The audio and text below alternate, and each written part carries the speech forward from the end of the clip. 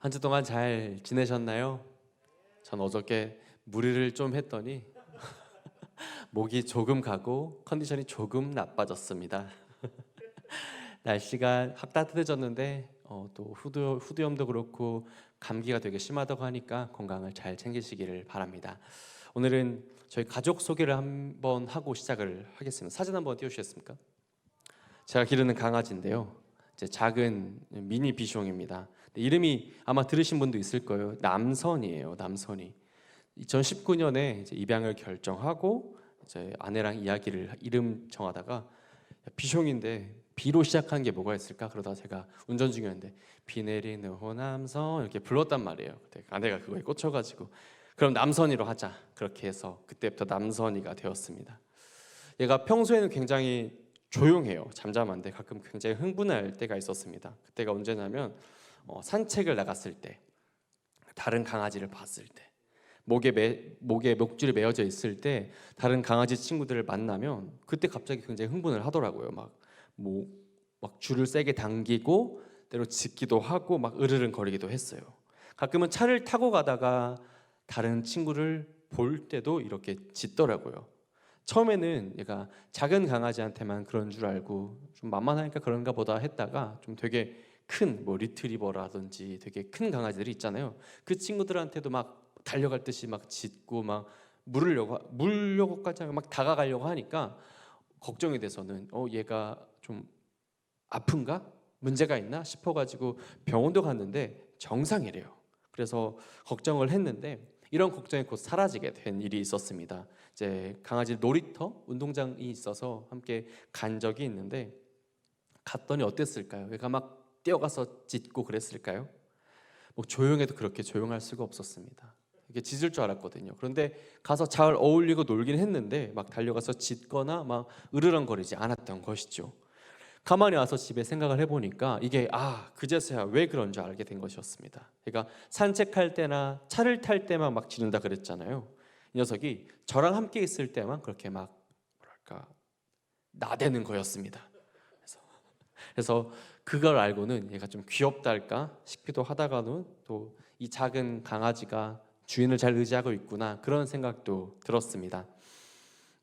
지켜줄 든든한 백이 있다고 생각을 했던 거죠. 그래서 가서 짖기도 하고 막 으르렁거리기도 했던 것입니다. 근데 우리도 좀 비슷한 것 같아요. 우리가 누군가 뒤에서 나를 단단히 후원하거나 좀 지켜주고 지지하는 존재가 있다면 참 든든하고 힘이 생길 것 같지 않습니까?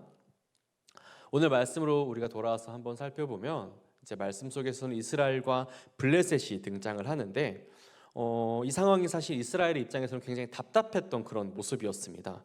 그럴 수밖에 없었던 이유가 블레셋의 장군이었던 골리앗 때문이었죠. 사무엘상 17장 23, 24절에서 골리앗에 대해서 기록을 하는데 24절 말씀 이렇게 되어 있습니다. 이스라엘 모든 사람이 그 사람을 보고 심히 두려워하여 그 앞에서 도망하여. 골리앗의 그 아우라를 보고는 겁을 먹고 이스라엘 사람들이 도망을 갑니다.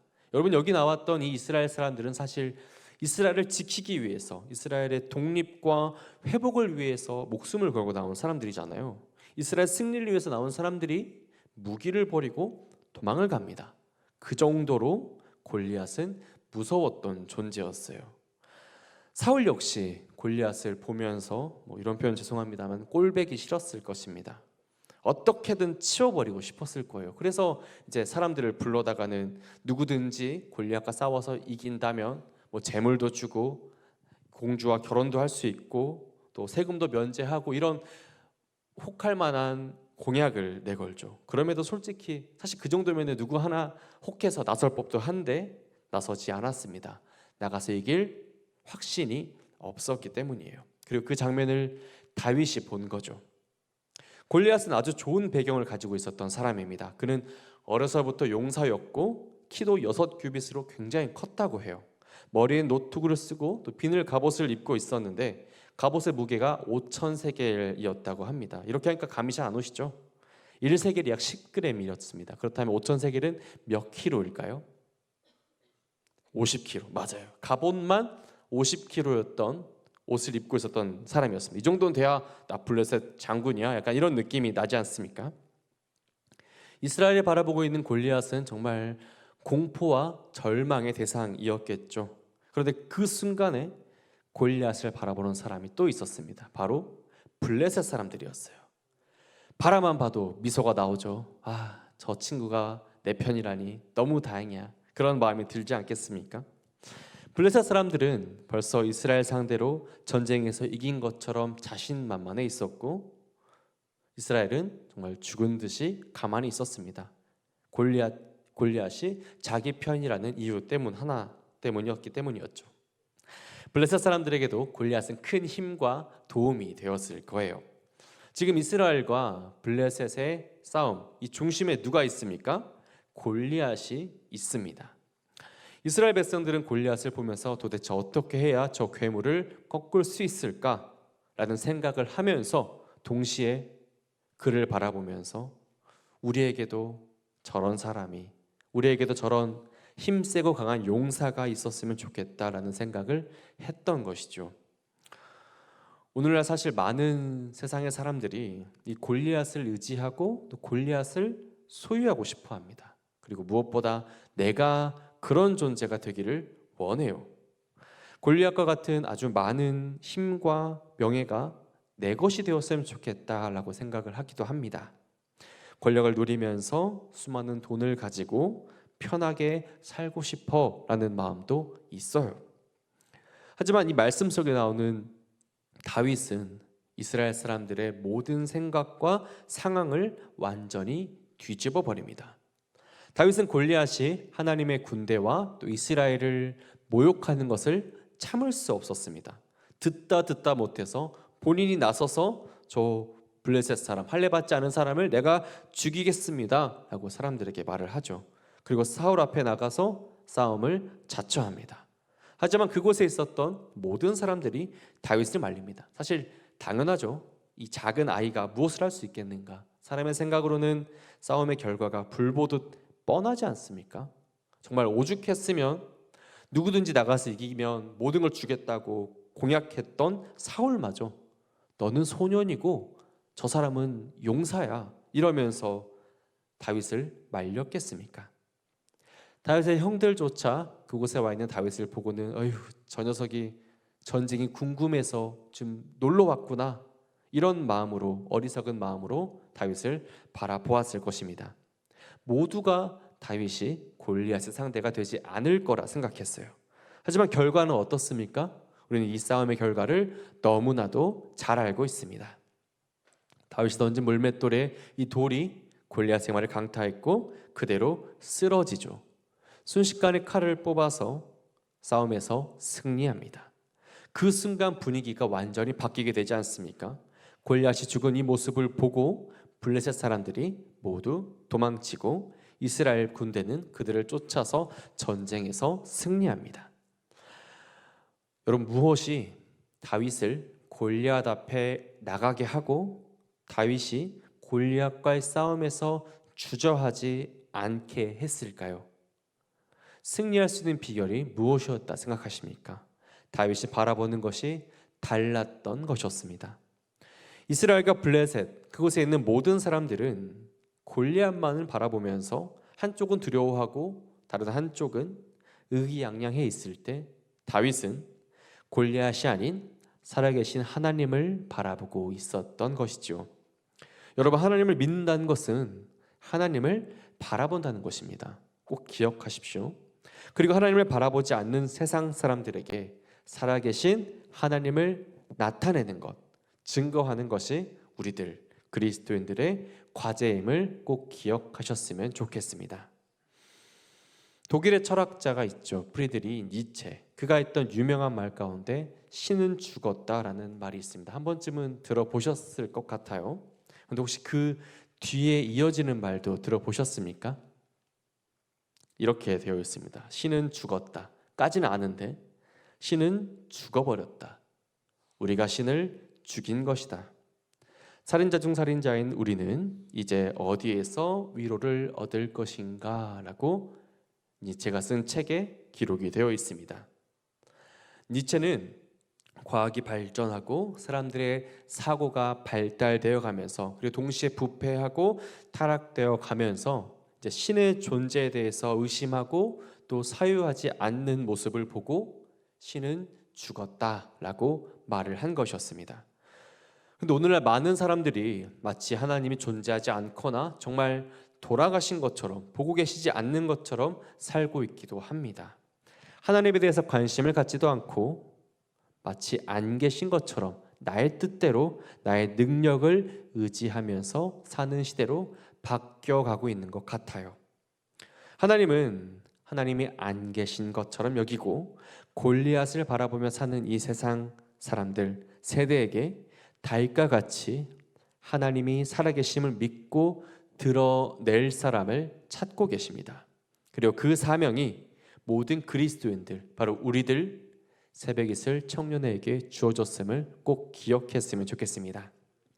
그렇게 하기 위해선 하나님의 백성이었던 우리가 다윗과 같이 하나님이 살아계심을 믿고 살아가야 할 것입니다. 이 다윗의 모습을 통하여서 우리들이 하나님이 살아계심을 믿고 나갈 때 우리에게 어떠한 삶의 변화가 나타나는지를 함께 살펴보았으면 좋겠습니다. 먼저 하나님이 살아계심을 알게 되면 하나님의 구원을 믿고 어떤 순간에도 담대하게 될 것입니다. 다윗이 골리앗과의 싸움 속에서 두려움 가운데 떨고 있는 사울을 보면서 이런 말을 합니다. 32절 말씀인데요, 우리 화면을 보면서 함께 읽어보겠습니다. 다윗이 사울에게 말하되 그로 말미암아 사람이 낙담하지 말 것이라. 주의 종이 가서 저 블레셋 사람과 싸우리이다 하니. 이제 이 어린 소년이 이스라엘의 왕이었던 사울에게 말을 한 것이죠. 저 사람으로 인해서 낙담하지 마십시오. 제가 저 사람과 싸우겠습니다. 오히려 사울을 위로하고 있지 않습니까? 근데 여러분, 우리는 다윗이 왜 지금 이곳에 있는지를 한번 떠올려 보아야 할 것입니다. 지금 다윗이 여기에 왜 있을까요? 맞아요. 심부름으로 온 것입니다. 원래 골리앗과 싸우려고 처음부터 군대에 온 것이 아니었어요. 그곳에 있었던 다윗의 형들에게 아버지가 이제 걱정이 되니까 다윗을 통해서 심부름 보내면서 생사를 확인하려고 잘 살아있는지 다치지 않았는지 그러기 위해서 다윗을 보낸 것이었는데, 막상 전쟁터에 와보니까 이스라엘 군대가 완전히 절망 가운데 있고 거의 전쟁에 진 것처럼 있고, 골리앗이 이스라엘 군대를 향해서 조롱하고 더 나아가서 하나님을 향해서 조롱하고 있지 않습니까? 혹시나 이것을 보고 아니야 라고 하면 뛰쳐와서 자기를 해칠까 봐 그 누구도 말을 하지 못하고 있었죠. 아무도 나서지 못하고 있었던 그때 다윗이 달려갑니다. 그렇게 할 수 있었던 것은 다윗이 골리앗이 아닌 하나님을 보고 있었기 때문이지요. 다윗은 골리앗을 향해서 담대하게 외쳤습니다. 45절 말씀 이렇게 되어 있습니다. 다윗이 블레셋 사람에게 이르되 너는 칼과 단창으로 내게 오거니와 나는 만군의 여호와의 이름 곧 내가 모욕하는 이스라엘 군대의 하나님의 이름으로 내게 나아가노라. 아멘. 너는 칼과 창으로 나에게 오지만 나는 하나님의 이름으로, 여호와의 이름으로 너에게 간다라고 선포하면서 골리앗을 향해 나가죠. 많은 사람들이 이 칼과 창, 그리고 이러한 세상의 방법들이 나를 구원할 것이라고 여기고 있습니다. 블레셋도 그랬고 이스라엘도 그랬습니다.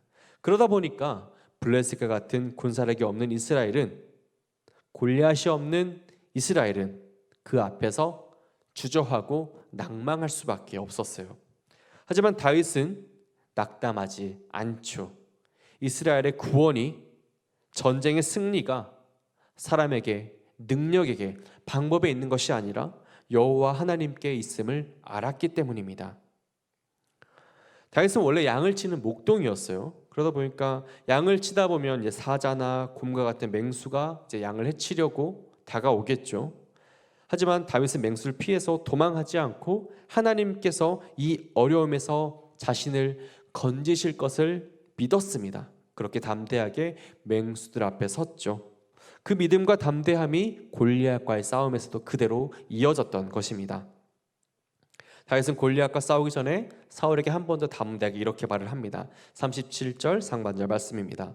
또 다윗이 이르되 여호와께서 나를 사자의 발톱과 곰의 발톱에서 건져내셨은즉 나를 이 블레셋 사람의 손에서도 건져내시리이다. 아멘. 다른 무엇보다 하나님께서 나랑 함께 하시니까 두려울 것이 없습니다. 사울 왕이여 이러면서 사울을 정말 진심으로 위로를 하고 있잖아요. 그러자 사울이 다윗에게 하나님께서 너와 함께 계시기를 원하노라 하면서 이제 화이팅 하는 거잖아요. 다윗은 어린 소년이었습니다. 하지만 목자로서 양을 해치려고 다가오는 맹수와 맞서죠. 다윗이 그렇게 할 수 있었던 것은 살아계신 하나님께서 자신을 구원하실 것이라는, 건지실 것이라는 강력한 믿음이 있었기 때문이었습니다. 그 믿음으로 지금 골리앗 앞에 담대하게 나서죠. 우리가 그리스도인으로서 하나님의 사람으로서 살고자 할 때 사실 늘 행복하고 늘 좋은 일만 있는 것은 아닌 것 같습니다. 정말 힘들고 정말 내려놓고 싶고 어려운 일도 많죠. 참 많이, 오히려 그런 일이 더 많은 것 같습니다. 하지만 하나님의 살아계심은 우리가 즐겁고 기쁘고 행복할 때보다 어려울 때, 힘들 때 더 절실히 경험되는 것 같아요. 하나님이 살아계심을 고백하고 담대히 지시기를 간절히 소망합니다. 하나님의 건져주심을 믿고 또 주님을 의지하면서 나아가시기를 소망합니다. 두 번째로 우리가 하나님을 믿고 바라볼 때 우리의 연약함과 부족함을 강하게 사용하시는 하나님을 체험하게 돼요. 사실 누구나 객관적으로 정말 전투력 지표로 보았을 때 다윗이 골리앗을 상대하기에 이건 말이 되지 않습니다. 오히려 얘를 내보낸다고? 지휘관이 제정신일까? 그런 생각이 들 정도로 말이 안 되는 싸움이지 않습니까? 다윗은 양을 치는 목동이었기 때문이었죠. 어린 소년이었기 때문입니다. 다윗이 아버지의 심부름으로 형들의 전쟁터에 갔을 때 큰형 엘리압은 다윗을 보고 화를 냅니다. 28절 말씀을 같이 보시겠습니다. 큰형 엘리압이 다윗이 사람들에게 하는 말을 들은지라 그가 다윗에게 노를 바라여 이르되 내가 어찌하여 이리로 내려왔느냐 들에 있는 양들을 누구에게 맡겼느냐 나는 내 교만과 내 마음의 완악함을 아노니 내가 전쟁을 구경하러 왔도다. 이 말이 뭔 말입니까? 즉 네가 있어야 될 자리는 여기가 아니야. 빨리 돌아가서 양이나 쳐. 약간 이런 말이지 않습니까? 엘리압이 보고 있었던 막내 동생 다윗은 이스라엘 적들과 싸울 수 없는 아주 연약하고 어린 소년입니다. 그저 철없이 전쟁이나 구경하러 온 막내 동생으로 여긴 것이죠. 하지만 엘리압은 다윗의 연약한 부분만 보았지 다윗이 가지고 있었던 살아계신 하나님을 향한 큰 믿음은 보지 못한 것 같습니다. 하나님은 이것을 아시고 다윗을 들어 사용하시죠. 다윗에게는 좋은 무기도 없었고 이렇다 할 군사 훈련도 전혀 받지 않은 상태였습니다. 하지만 하나님은 다윗에게 골리앗을 이길 지혜를 더하십니다. 골리앗을 칼과 창으로 상대하는 것이 아니라 물맷돌을 가지고 그가 평소에 쓰던 것을 가지고 상대하게 하시죠. 그 모습은 아무리 좋게 보아도 형편없어 보입니다. 연약해 보이죠. 그리고 다윗이 들고 있는 막대기조차도 그냥 보면 귀엽게 느껴지는 소년이 들고 있는 귀여운 무기구나 싶을 정도의 무기였어요. 그렇게 자신에게 다가오는 다윗을 보면서 골리앗은 이제 싸움 상대가 얘니까 이 꼬꼬마 소년이니까 못마땅했습니다. 그러면서 이제 저주를 하는데요. 43절, 44절 말씀 이렇게 되어 있습니다. 내가 나를 개로 여기고 막대기를 가지고 내게 나왔느냐 하고 그의 신들의 이름으로 다윗을 저주하고 그 블레셋 사람이 또 다윗에게 이르되 내게로 오라 내가 내 살을 공중의 새들과 들짐승들에게 주리라 하는지라. 너의 살과 뼈를 분리해서 들짐승에게 던져버릴 거야 라고 굉장한 저주를 퍼붓고 있지 않습니까? 하지만 다윗은 그럼에도 아랑곳하지 않습니다. 하나님은 다윗에게 특별한 무기를 주지 않으셨어요. 양을 치면서 사용했던 막대기와 양 시냇가에 있는 돌멩이를 주셨죠. 하지만 그것이 골리앗을 이기고 그곳에 있는 모든 사람들에게 하나님의 살아계심을 증명하는 도구가 되게 하십니다. 우리가 가지고 있는 일상적이고 별 볼 일 없는 것들이 있습니다. 하지만 하나님께서는 그러한 우리를 사용하셔서 하나님의 놀라운 일을 하신다는 사실을 꼭 기억했으면 좋겠습니다. 우리가 경험한 것들이 있잖아요. 정말 아무것도 아니라고 여겨진 부분들이, 이것을 우리가 우리의 판단대로 해서는 안 된다는 것입니다. 하나님은 정말로 때때로 사소한 평범한 별 볼 일 없는 사람들을 사용하셔서, 재능과 물질을 사용하셔서 하나님의 살아계심을 증거하는 도구로 쓰심을 꼭 기억하셨으면 좋겠습니다. 고린도전서 1장 27절 말씀은 이렇게 되어 있습니다. 그러나 하나님께서 세상에 미련한 것들을 택하사 지혜 있는 자들을 부끄럽게 하려 하시고 세상에 약한 것들을 택하사 강한 것들을 부끄럽게 하려 하시며. 아멘. 우리가 가진 것들이 세상에서 사람들이 보기에 미련하고 어리석은 것처럼 보이기도 합니다. 때로는 우리의 믿음이 너무 작고 연약해 보이기도 해요. 내세울 것이 없고 좀 부끄럽기도 할 때가 있습니다. 하지만 하나님은 이것을 반드시 사용하실 줄 믿으시길 소망합니다. 연약한 다윗을 사용하셨던 것처럼 우리들도 언제든지 하나님의 살아계심을 드러내는 도구로 사용될 것을 기대하는 오늘이 되기를 소망합니다. 우리가 작아서, 연약해서, 믿음이 부족해서, 능력이 없어서 주님의 일을 하지 못한 일은 없습니다. 오직 하나님의 손에 붙들려서 하나님의 살아계심을 증거하는 도구가 되시기를 간절히 소망해요. 오늘날 세상은 하나님이 존재하지 않거나 정말 죽은 존재와 같이 여기면서 사는 사람들이 너무나도 많이 있습니다. 믿음을 고백하는 것, 신앙을 드러내는 것은 시대적으로 맞지 않고 뒤처진 것 같이 여기면서 하나님과 점점 멀어져 가고 있는 세대가 되었습니다. 우리가 그럼에도 감사한 것은 하나님의 살아계심을 담대하게 증거하는 사람들이 계속해서 나타나기 때문이라는 것입니다. 하나님이 건져주시고 하나님이 이기게 하심을 증거하고 고백하는 사람들이 계속해서 나타나기 때문이에요. 살아계신 하나님은 당신의 구원을 믿는 사람들에게 지혜를 허락하시고 이것을 감당할 담대함을 허락하십니다.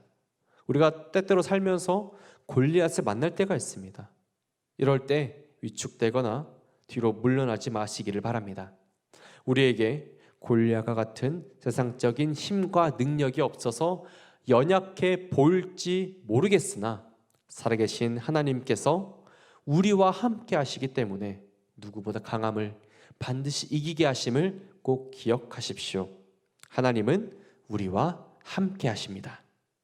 살아계신 하나님을 죽은 존재와 같이 무관심하게 여기는 이 세상을 향하여서 담대하게 하나님이 살아계심을 증명한 다윗처럼 어떠한 상황과 형편이 와도 하나님을 힘입고 승리하는 우리가 되기를 소망합니다. 주님께서 우리를 건지실 것을 믿으며 나아가십시오. 거친 세상 앞에서 담대하게 주님을 고백하고 주님의 이름으로 승리하는 새벽 이슬 청년회가 되시기를 우리 주님의 이름으로 간절히 축원합니다.